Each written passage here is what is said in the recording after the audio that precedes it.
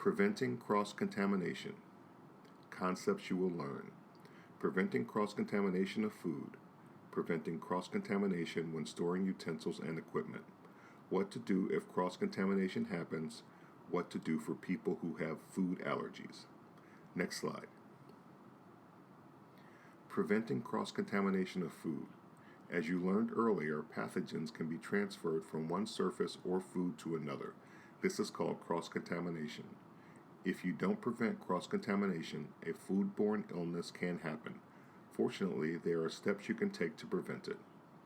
Preventing cross-contamination when storing food. Here's how to store food to prevent cross-contamination. Wrap or cover food before storing it. Store food only in containers intended for food. Store ready-to-eat food above raw seafood, meat, and poultry. Store food only in designated food storage areas. Store food and non-food items away from walls and at least 6 inches off the floor. Next slide. Preventing cross-contamination when serving food. Surfaces that touch food are called food contact surfaces. Many of the utensils and equipment you use have food contact surfaces. Plates, glasses, forks, and tongs are examples. Contaminate these surfaces if you are not careful when handling them. Follow the practices below to prevent this. Do not touch the parts of dishes or glassware that come in contact with food. Hold dishes by the bottom or edge. Hold glasses by the middle, bottom, or stem. Do not stack glasses when carrying them. Carry glasses in a rack or tray. Do not hold utensils by the part that comes in contact with food. Hold utensils by the handle. Next slide.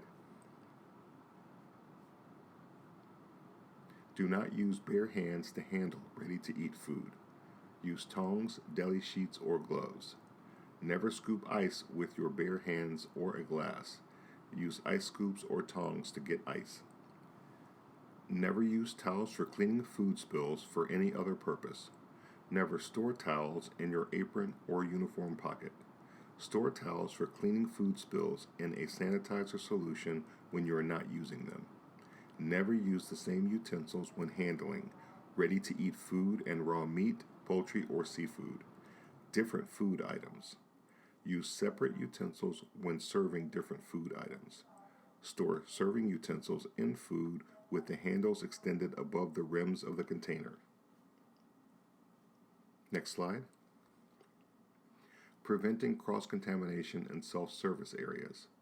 Customers can cross-contaminate food when they serve themselves. Here's how to prevent it. Make sure that the food is labeled. Do not let customers refill their dirty plates. Do not let customers use dirty utensils. If you see customers doing these things, hand them clean plates and utensils.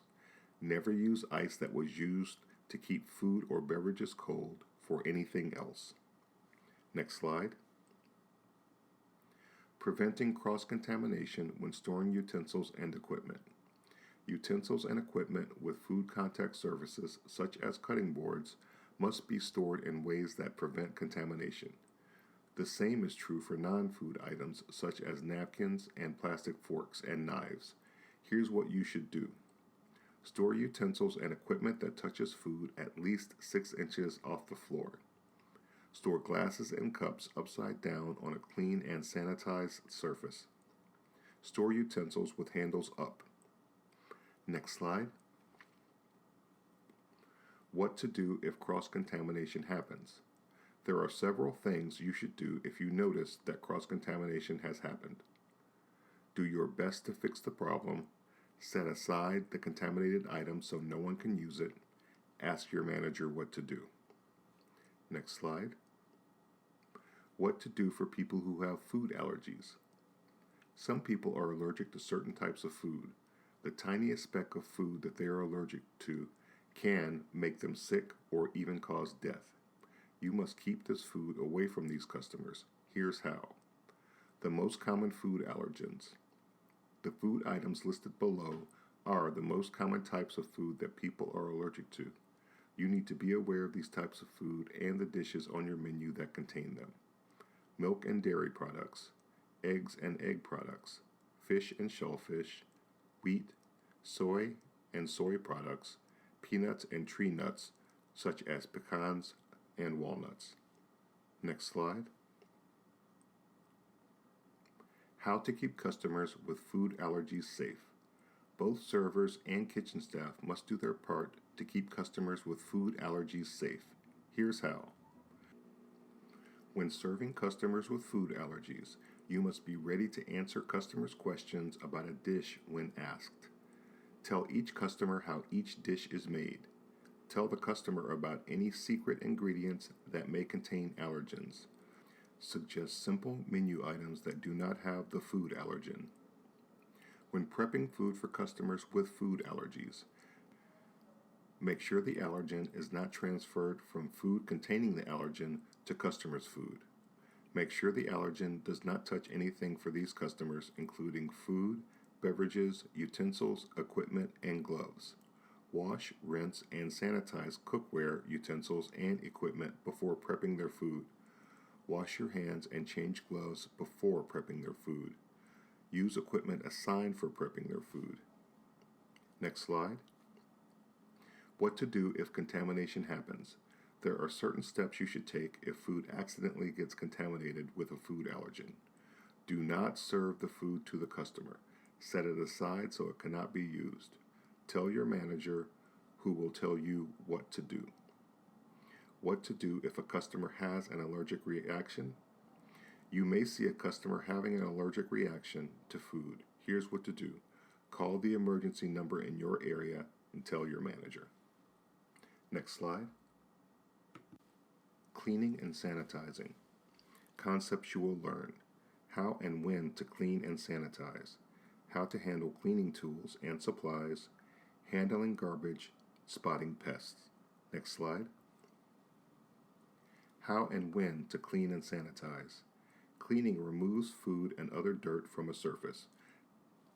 Sanitizing reduces pathogens on a surface to safe levels.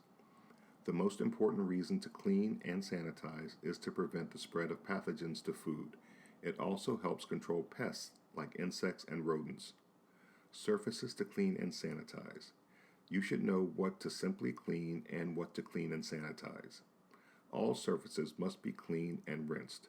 Examples include walls, storage shelves, garbage containers. Any surface that touches food must be cleaned and sanitized. Examples include knives, stock pots, cutting boards. If you noticed worn or cracked equipment, set it aside and report it to your manager. This equipment is not easy to clean or sanitize. It may also hold pathogens. How to clean and sanitize. The procedure below shows you how to clean and sanitize. Always use cleaners and sanitizers according to the manufacturer's directions and your company policy. 1. Clean the surface. 2. Rinse the surface. 3. Sanitize the surface. 4. Allow the surface to air dry. Next slide. When to clean and sanitize. All food contact surfaces need to be cleaned and sanitized at these times. After you're done using them, before you start working with a different type of food, anytime you're interrupted during a task and the surfaces could have been contaminated, after 4 hours if the items have been in constant use. Next slide.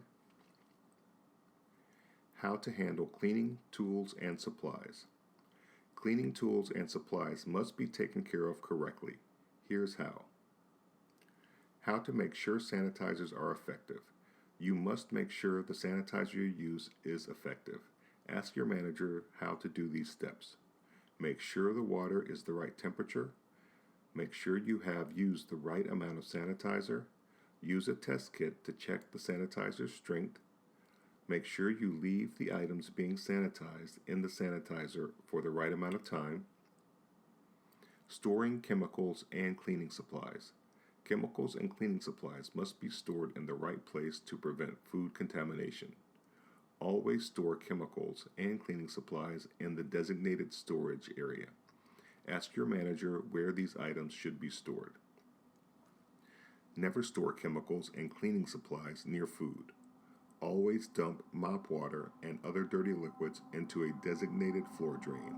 Never dump dirty liquids into a toilet or a urinal. Next slide. Handling garbage. Garbage can contaminate food and equipment, and if it's not handled safely, it can also create odors and attract pests. Here's how you should handle it. Remove garbage from prep areas as quickly as possible. Do not clean garbage containers near prep or food storage areas. Clean the inside and outside of garbage containers often. Close the lid on outdoor containers. Next slide. Spotting pests. Pests such as rodents and insects can get into an operation in many ways. Once inside, they will stay if they find food and shelter. Pests carry pathogens that can make people sick. That's why it's important to keep your operation clean and be able to spot signs of pests. Tell your manager if you see pests or spot their signs. Rodents, rats and mice. Here are some signs that there are rodents in the operation. Gnaw marks, dirt tracks along walls, droppings, nests. Rats and mice use soft materials such as scraps of paper, cloth, hair, feathers, and grass to build their nests. Cockroaches. Here are some signs that there are cockroaches in the operation. Capsule-sized egg cases, strong oily odor, droppings that look like grains of black pepper. Next slide. Job-specific guidelines. Concepts you will learn. Topics your manager assigns. How to prep food safely. The right way to calibrate a thermometer. How to be sure the food you receive is safe. The safe ways to thaw, cook, cool, and heat food. How to keep food safe through dishwashing. Next slide. How to prep food safely. When you prep food, you often handle both raw and ready-to-eat food items. Pathogens can be transferred from one food to another if you're not careful. Here's what you should do. Make sure workstations, cutting boards, and utensils are clean and sanitized. Do not allow ready-to-eat food to touch surfaces that have come in contact with raw meat, seafood, or poultry. Prep raw meat, seafood, and poultry at different times than ready-to-eat foods on the same table.